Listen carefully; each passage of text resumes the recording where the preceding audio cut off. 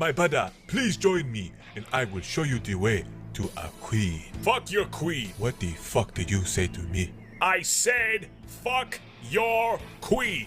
She's a fucking thought, okay? Fuck your people, and most of all, fuck you. Do you have any final words before we sacrifice your soul to the devil? You know what? It's funny you asked. I can think of a few. This video contains strong adult language. May not be suitable for children or sensitive people. Boom boom. We're saved! What's your name, new hero? It's Titan. Thank you. Thank you! Titan has freed us! Oh, I wouldn't say free. More like under new management. Number 3, KC Wolf. This is an absolute legend of NFL mascot lore, one who almost died for his profession when he got snagged in a ziplining accident a few years back. It's rare that the person who is the mascot is actually revealed, but what's crazy is this guy has done it for nearly 30 years, and he also kind of looks like a wolf. Additionally, he's never been charged with bank robbery. The Kansas City Chiefs. The Chiefs swung hard and missed hard, taking the only bad quarterback in the famous 1983 draft when they selected future college football broadcaster Todd Blackledge. But he still ended up with a winning record. That was not the case for Brody Croyle, who lost all 10 of his starts from 2006 to 2010. So it's Croyle. Dude sucked major ass. The Kansas City Chiefs, Dave Rayner. KC has a stud right now in Harrison Butker, but Dave Rayner was pretty ass in 2007 when he missed 7 of his 22 tries, including 3 misses inside 40 yards, as the Chiefs, back in the dark days, went 4-12. Rayner shine, this guy sucked. Oh, brother, this guy stinks! Kansas City Chiefs, John Elway. On the flip side, there was one slow white Bronco who sliced through the Kansas City Chiefs, and it wasn't O.J. Simpson on the run from the cops. Elway once complained about the crowd noise and refused to snap the ball, threw last-second passes to Shannon Sharp, and generally heard the ire of Chiefs fans regarding his overly large teeth and horse face. Though his record against them was only 18-12, he's still hated in KC to this day. The Kansas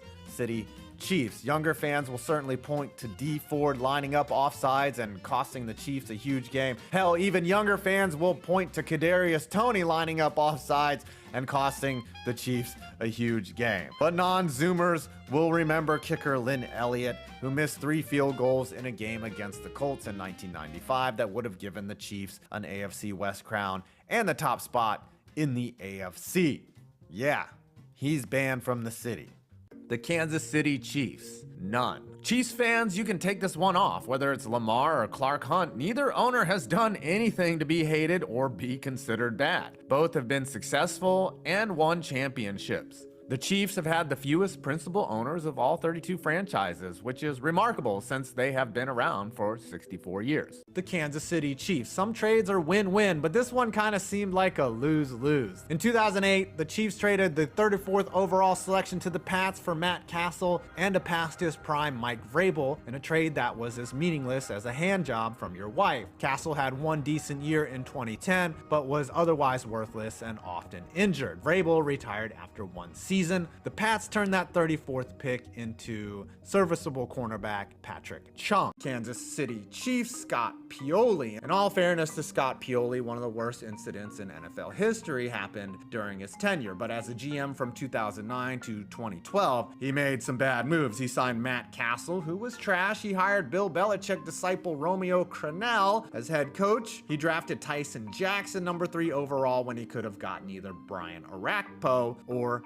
Brian Cushing. And even though he was an asshole, he fired Todd Haley, who delivered Pioli his only playoff berth. The Kansas City Chiefs. I'm not going to go too far in depth on this one, but the Joe Van Belcher incident is one of both the scariest and ugliest incidents to ever occur in the NFL. You can look it up on your own time, and I hope you walk away with a sober understanding of what happened. GEHA Field at Arrowhead Stadium, Kansas City, Missouri. Second only in age to Lambeau.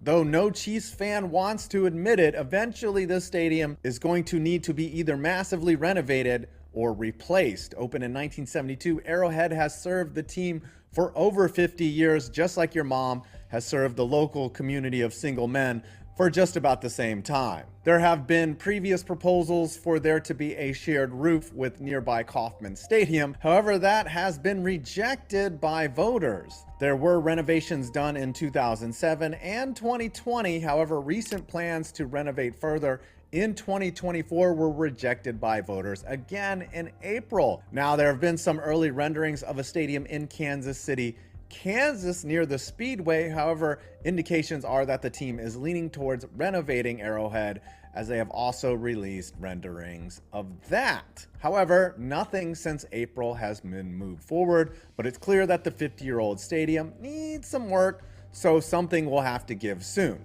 Meanwhile, the Chiefs keep winning Super Bowls, so it doesn't seem like changing anything is needed for now. Kansas City Chiefs 2012. The Chiefs' lowest point came in December of 2012 after the Joe Van Belcher incident at their team facilities. This event shocked the NFL and overshadowed a historically bad season in which the Chiefs finished 2-14. The team struggled on the field all year with poor quarterback play and a demoralized locker room, forcing a complete organizational overhaul and the hiring of head coach Andy Reid. Kansas City Chiefs. Look, the Chiefs might be on top of shit now, but let me bring up some hurties. The Lynn Elliott game in 1995, when they were the top seed and lost 10-7, when all they had to do was make one of his 4 missed attempts. The Dee Ford game in 2019, when an offsides penalty erased a game-sealing pick. There was also a BS roughing the passer call on Tom fucking Brady. And then losing to the Bucks in the Pandemic Bowl in a thorough ass whipping by Tom Brady. Kansas City Chiefs 2008. Does anyone remember when this team actually sucked? AFC West fans can self-filate to the 2008 season, the last under Herm Edwards. I totally forgot he coached the Chiefs for a few years. Even worse, after this 2-win season, the Chiefs hired Todd Haley, who despite one playoff appearance was a total ass clown. The Chiefs' last losing season was back in 2012, and that makes all of us want to vomit. Kansas City Chiefs, ah yes. Kansas City, you are a bunch of frauds. Oh, my little KC fan, I bet you are so triggered you have to go get a new phone because you just slammed it on the ground. Maybe just like the refs' flags, you'll pick that thing up and realize that you are the most sensitive fan base I have ever seen. You're worse than when the Pats were good. You're more insecure than a woman on a dating app. Lighten up, Francis. You're going for a three-peat. I'm gonna laugh so fucking hard when the Bills take you out, when the calls finally don't go your way or some freak luck breaks against you, because that's what you need to win.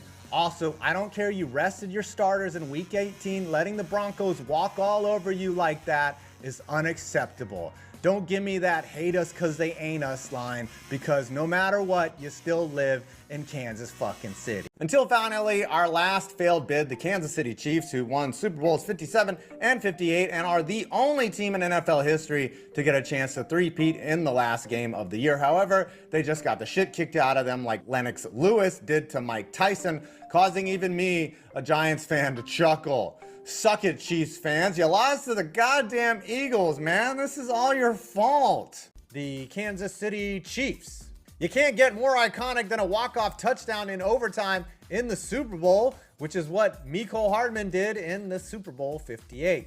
After the Niners blew a 10-point lead, the Chiefs tied it up, forced OT, and were actually trailing when this took place. Thank God for the new overtime rules, right? Another blemish on Kyle Shanahan's record. Kansas City Chiefs. Here's an average NFL fan. Look, I like Patrick Mahomes. It's just his whole entourage that's annoying.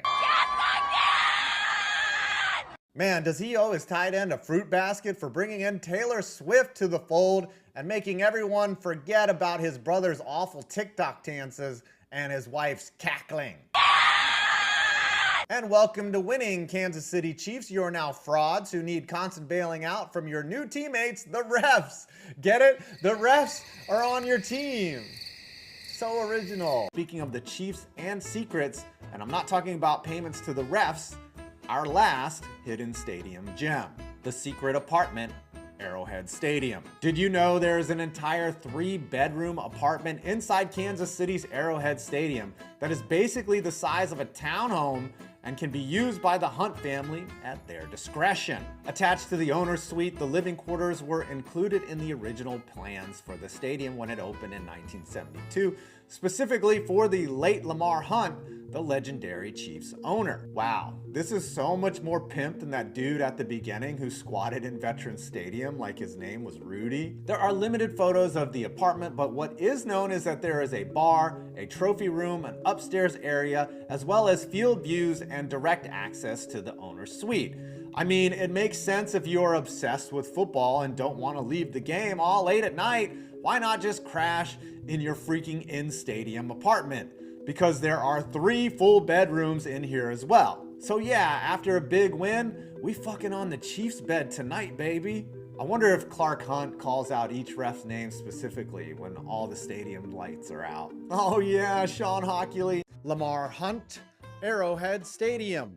In front of the east entrance to Arrowhead Stadium is legendary owner Lamar Hunt. The statue was unveiled in 2010 and features the Texas businessman in his work attire, arms folded, ready to handle business. Around the 4-sided base is a dedication to his vision and status as a trailblazer for the NFL, which he absolutely was. And if anyone deserves a statue, it's Hunt, who pushed for the merger of the NFL and AFL and helped shape the league to what it is today. Kansas City Chiefs. I mean, just look at this motherfucker. Kansas City Chiefs, Clyde Edwards-Helaire. The Chiefs took Clyde with the 32nd overall pick after winning the Super Bowl in 2019, and NFL fans and teams who aren't fans of the Chiefs should be grateful that the Chiefs didn't select DeAndre Swift or Jonathan Taylor instead, who went a couple selections after Edwards-Helaire. Simply put, the Chiefs have won in spite of Edwards-Helaire, and in each of his 4 seasons, his amount of touches have gone down, and that's not an accident. In 4 years, he has ended up winning 2 Super Bowls thanks to Mahomes. He still hasn't run for 2,000 career yards and has just 12 touchdowns, although he does have 7 touchdown catches. But overall, he's been supplanted by Pacheco, and there are numerous other players in his position that could have done more. He's back with the Chiefs again, but it's obvious that he will never live up to their first-round billing, and that the Chiefs could be even scarier had they made a better selection in his spot. Kansas City Chiefs, Brady Quinn, 2012. It's almost hard to fathom how terrible Brady Quinn's stats in 2012 were. Another first-round pick back in 2007 by the Cleveland Browns. Safe to say Brady Quinn's career in the NFL was a gigantic bust, especially after a successful career at Notre Dame. Although despite being incredibly handsome, it did not translate to the field. He had 1 great game versus the Carolina Panthers, ironically a day after Jovan Belcher, well, you know, you can Google it. Overall, Quinn completed 57% of his passes, had just 2 touchdowns to 8 interceptions, a 60.1 passer rating, and was just dreadful all around. But he sped up the end of a bad era of Chiefs football, and Andy Reid come in the next year with Alex Smith to usher in the beginning of some of the best years the Chiefs have ever had. Kansas City. For as successful as Mahomes has been, he already has a couple pretty big choke jobs on his resume. I'll give him a pass for the 2018 AFC Championship game when he put up 0 points in the first half, but then in the Super Bowl versus the Buccaneers, he only put up 9 points and he got embarrassed. But his most embarrassing loss to me is the AFC Championship game versus the Bengals in 2021, his last playoff loss, because it gave Joe Burrow and the Bengals some legitimacy they really didn't deserve, and that also was a massive missed opportunity. So really, even though Mahomes has 3 rings already, it should be more like 4 or 5. But this is the one thing that disturbs me the most about Mahomes, and he got a pass for it last year because he went on to win the Super Bowl. But his numbers last year in the regular season were very pedestrian, and then he came back in the playoffs and won the Super Bowl and got the Super Bowl MVP, and everyone was like, oh, well, he'll be fine. He'll go back to his normal stuff this year. And his numbers this year were even worse. And I just got to say, as somebody who is desperately wanting for a player to surpass, a quarterback to surpass Tom Brady as the greatest quarterback of all time, I didn't fucking hitch my wagon to you just for you to put up Matt Hasselbeck numbers in the regular season, motherfucker. Get your fucking head out of your ass and start producing more MVPs. God damn it! Folks, again, I apologize. I got a little bit upset there. Didn't mean to. Got a little bit carried away. It's not going to happen again. But seriously, Patrick, start producing in the regular season again. It's embarrassing. Going from a team that's been terrible for most of my lifetime to a team that's been really, really good, at least until their last game, the Kansas City Chiefs. The biggest need for the Chiefs, in my opinion, is not going to surprise anybody. It's going to be the left tackle position. It seems like we say this every single year because, well, you know, they got Mahomes and they got this guy, you got to protect him. Here's really all you need to know. Despite all the Super Bowls they've played in, they've played 3 in a row. They've went into 5 of the last 6. Here's the deal. In the past 6 years, the Chiefs have started a different left tackle each of their 5 Super Bowl appearances. So this is a team that has been a dynasty, and they still haven't locked down the most important part on the offensive line. And, you know, if Travis Kelce is going to retire, then it's going to put more pressure on that offensive line and Mahomes to find another a brand new weapon. And it's also, for just entertainment perspective, I hope they get better offensive line so Mahomes can start throwing the ball down the field again instead of throwing all these stupid fucking short passes. God damn you, Matt Nagy. But anyway, so the biggest need is left tackle specifically. Kansas City Chiefs, 1963. I was tempted to just use the 17 draft when they drafted Patrick Mahomes to say, hey, guess what? This guy's the best ever. But I had to go with 1963 because they drafted multiple Hall of Famers. They drafted 7 future Pro Bowlers and 4 future All-Pros. Buck Buchanan, their first overall pick, was a Hall of Famer, made 8 Pro Bowls and 4 first-team All-Pros. Their second pick, Ed Budd, was a 7-time Pro Bowler and a multi-time All-Pro. Their next 2 picks after that, Walt Rock and Don Brum, were both Pro Bowlers. Fast forward down, George Sames was a 5-time Pro Bowler and a 3-time first-team All-Pro. And then, probably the crown jewel of the class, was Bobby Bell, the linebacker, one of the best linebackers ever. He was a 9-time Pro Bowler and a 6-time first-team All-Pro. But they weren't done. Later on, in the 11th round, which was only the 88th overall pick, which isn't that bad, they drafted Jarrell Wilson at running back. He was a 3-time Pro Bowler. You can see why the Chiefs in the 60s and early 70s were a team to be reckoned with, as they made 2 Super Bowls and 1 Super Bowl IV versus the Vikings. Kansas City Chiefs, Chester McLaughlin, 1998. In 1997, the Chiefs had the best defense in the league and went 13-3. Although they choked in the playoffs like they usually did back then, they thought that snatching away the All-Pro defensive tackle from their rival Oakland would take them to another level. And that's not what happened. McLaughlin, who again was an All-Pro and Pro Bowler in Oakland, did not come close to reaching that height in Kansas City for whatever reason. He played 3 seasons on a 5-year, $30 million contract, and he gave the Chiefs 7 sacks in 3 years. And also, after going 13-3 in 97, the Chiefs did not make the playoffs in any of McLaughlin's 3 years, while their defense declined. So yes, I would say this was not money well spent once again, but I don't think it's as bad. Kansas City Chiefs, Andy Reid. Yeah, you got that. 3 Super Bowl championships, 5 AFC championships. They've made the AFC championship 7 years running. Yeah, Andy Reid could go 0-17 the next 2 seasons, and I still don't know if he'd get fired. So yes, his hot seat ranking is a completely cold and frozen 0 out of 5, as it should be. Kansas City Chiefs, George Karlaftis. Furious George, as he's known, is entering his 4th season in the league, and he has led a spoiled career thus far, winning 2 Super Bowls and making the Super Bowl in every year of his career. As a rookie, he had 6 sacks. As a sophomore, he had 10.5 sacks, and last year he had 8 sacks, but he had a career high in quarterback hits in 28. Another thing about Karlaftis is that he is a gamer. He is a playoff riser. In each of the last 2 postseasons, he has led the postseason in sacks, which again is also a product of him playing the most games, but it shows that he's a guy that can raise his game with higher leverage moments. And that's why I believe, even though he hasn't yet and he's still just 24 years old, I believe there's still a lot of untapped potential with Karlaftis, and he could become a 15 sack type of guy, or at the very least more productive than what he's been so far in the regular season. And it would be great for the Chiefs if they could get somebody besides Chris Jones on the defensive line to dominate, because Jones is getting up there in age. And if there's any guy that can do that on their defense, I believe it's Karlaftis. I expect him to have Pro Bowl, All-Pro type season this year. Rated. Kansas City Chiefs, Travis Kelce. You'll hear it all the time when people talk about Mahomes. Oh, well, he's got Travis Kelce. He's got a Hall of Famer at tight end. This Travis Kelce in 2024 and 2025 is not the same Travis Kelce as 3 or 4 years ago. Last season, he was a dink and dunk merchant. He couldn't get separation. He had a beer belly. And look, we all know that he spends a lot of time having coitus with his girlfriend Taylor Swift. Maybe that's caused him to gain some weight and lose some of his passion for the sport. I don't know. But Kelce is a superstar in name only. Will getting his shit put Super Bowl by Philadelphia motivate him to get back to his prior status? I don't know. But whenever you see people use him him in debates to try and discredit Patrick Mahomes, called him out on it because although he will be in the Hall of Fame and although he is one of the best tight ends of all time, he is no longer at the impact level of a Hall of Fame tight end, and people should stop using him as a way to discredit Mahomes. A superstar in name only. Las Vegas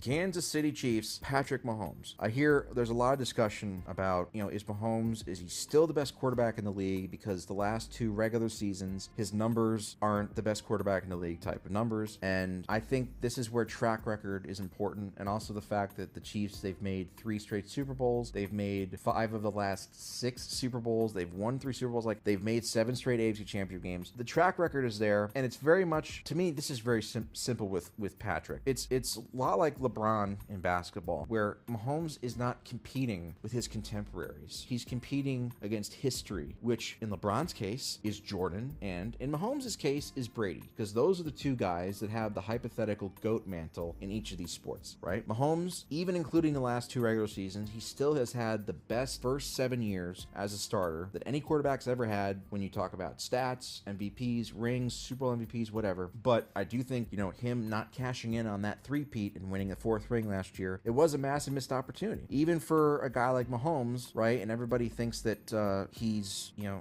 has the refs in his pocket and stuff, and the Chiefs are the evil empire now. But still, winning Super Bowls, even for guys like Mahomes, there's a reason no team has ever three-peated in the Super Bowl era. It's fucking hard to win Super Bowls, right? I still think, even though his numbers have declined in the last 2 seasons, he still controls the game, tempo of the game, converting third downs, things like that. He still does that better than anybody. He's getting some receivers back. To me, I think he should bounce back to pre-2023 levels this year in the regular season. And the biggest thing about Mahomes, all you have to know about Mahomes is that the mere mention of his name drives Brady fans wild with insecurity, which is all you have to know. He is a massive threat. So his prove it rating, he obviously has nothing left to prove now. He's won everything, right? But in terms of his GOAT prove it rating, he still is at a 10 out of 10 because from now to the end of his career, he's going to be competing against Brady for the hypothetical GOAT spot. For better or worse, that's the reality. The refs took it personally, didn't they? The fix was in, we all said. Kansas City was gonna pull off some bullshit and win it with ease. Oh baby, did the scriptwriters throw a twist in this storyline or what? That was the clinic Vic Fangio put on. Relentlessly harassing Casey's offense. And he didn't even have to blitz to do it. Chiefs double magic folded like a house of cards all night long. Belt to fucking ass. Those butt cheeks were beet red after this spanking. The buttholes were gaping and the prostates were plated. So much for an offense when it's unable to do a damn thing. Tomahawk chopped right in the sphincter. Patrick Mahomes went from GOAT to the old definition of GOAT. Dude apparently got bedazzled by Bourbon Street and couldn't throw a football. Wildly inaccurate, flummoxed in the pocket, unleashing endless white boy summer on the world. Kendrick Lamar could have spent another 20 minutes dissing him on stage and it would have been more productive than Mahomes in the first half. It's like the Chiefs offense remembered, oh yeah, we're coached by Matt fucking Nagy. Perhaps Nuke Hopkins got paid to take a dive. Seriously, there was no one within 20 yards of him. How the fuck do you drop that pass? People keep saying the Bears should have taken Mahomes over Trubisky. This is how that would have gone for Chicago if it happened. Dude turned into Trey Lance out there. The whole offense melted down on 4-man rushes. Everyone in Buffalo has to be sitting around asking one question. How the fuck did we lose to this? These guys turned into a JV squad against Georgia's national championship team. And now they're champions in the NFL. Kansas City needed a hero in this dark time. His name, Kadarius Toney. His fumble signal didn't light up in the night, unfortunately. We eradicated one cancer and now we face our national nightmare. Eagles fans being unleashed on an NFL world. Nick Sirianni is their ringleader. This man's now immortal. Please kill me now. But while I get irrationally triggered, let us praise the real feel-good story of this game. Kenny Pickett's a Super Bowl champion. Just as I had prophesied when he was drafted. We deserve this NFL season. Now let's never speak of it again.